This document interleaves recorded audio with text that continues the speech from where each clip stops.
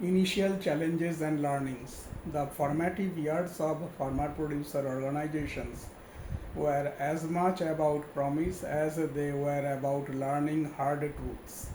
While the idea of organizing farmers into formal producer owned companies had gained acceptance, its translation into successful enterprises on the ground was fraught with complexities. One of the foremost challenges was capacity building. Most FPO members, small and marginal farmers, had little or no prior exposure to formal corporate governance, financial management, or marketing. They were comfortable producing crops but unfamiliar with concepts like shareholder rights, balance sheets, and statutory compliances or business strategy. Without intensive handholding and training, many early FPOs struggled to operate as effective business units. Access to credit and working capital was another persistent bottleneck.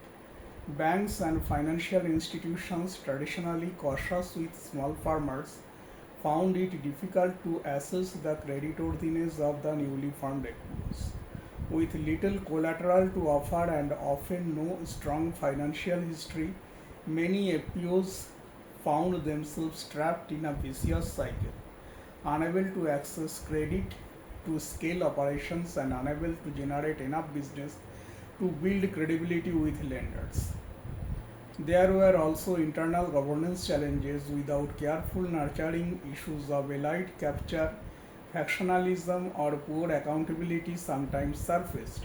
In some cases, the management committee members were drawn from better off farmers or local elites, which disillusioned small members. This underlined the need for strong democratic norms, transparent processes, and continuous member education. On the marketing linkage side, FPOs initially found it difficult to break into existing supply chains. Intermediaries, sensing a threat to their position, often resisted the entry of organized farmers group. Moreover, securing bulk orders, maintaining quality consistency, and negotiating favorable terms required skills and market knowledge that many first generation FPOs were only beginning to develop. Despite these hurdles, the early experiences also illuminated several key lessons that would prove vital for future. First, aggregation alone was not enough. FPOs needed to move higher up the value chain into storage, processing, branding, direct retailing to truly enhance farmers' incomes. Second, professional management support was indispensable. Creating a cadre of FPO CEOs, accountants, and business development officers became a priority.